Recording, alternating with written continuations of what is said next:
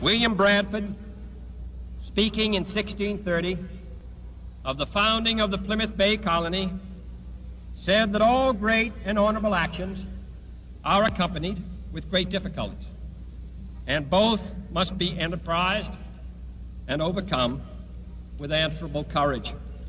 If this capsule history of our progress teaches us anything, it is that man in his quest for knowledge and progress is determined and cannot be deterred. The exploration of space will go ahead, whether we join in it or not. And it is one of the great adventures of all time. And no nation which expects to be the leader of other nations can expect to stay behind in this race for space. Those who came before us made certain that this country rode the first waves of the Industrial Revolution, the first waves of modern invention, and the first wave of nuclear power. And this generation does not intend to founder in the backwash of the coming age of space. We mean to be a part of it. We mean to lead it.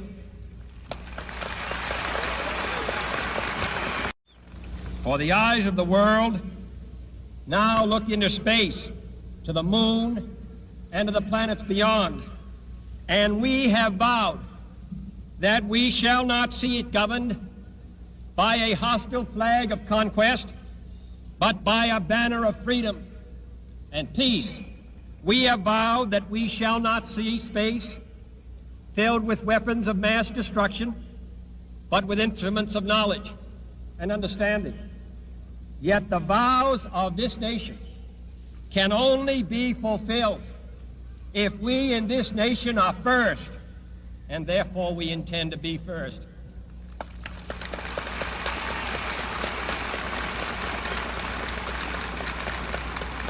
In short, our leadership in science and industry, our hopes for peace and security, our obligations to ourselves as well as others, all require us to make this effort, to solve these mysteries, to solve them for the good of all men, and to become the world's leading spacefaring nation.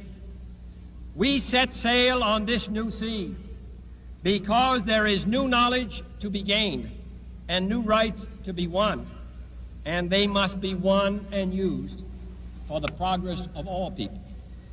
For space science, like nuclear science and all technology, has no conscience of its own. Whether it will become a force for good or ill depends on man. And only if the United States occupies a position of preeminence can we help decide whether this new ocean will be a sea of peace or a new terrifying theater of war. I do not say that we should or will go unprotected against the hostile misuse of space any more than we go unprotected against the hostile use of land or sea. But I do say that space can be explored and mastered without feeding the fires of war, without repeating the mistakes that man has made in extending his writ around this globe of ours. There is no strife, no prejudice, no national conflict in outer space as yet. Its hazards are hostile to us all. Its conquest deserves the best of all mankind, and its opportunity for peaceful cooperation may never come again. But why, some say, the moon? Why choose this as our goal? And they may well ask, why climb the highest mountain?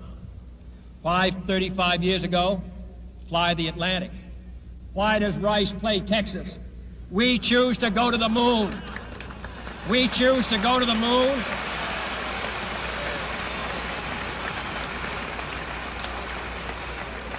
We choose to go to the moon in this decade and do the other things, not because they are easy, but because they are hard. Because that goal will serve to organize and measure the best of our energies and skills.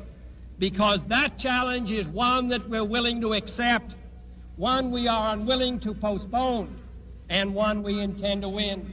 and the others too.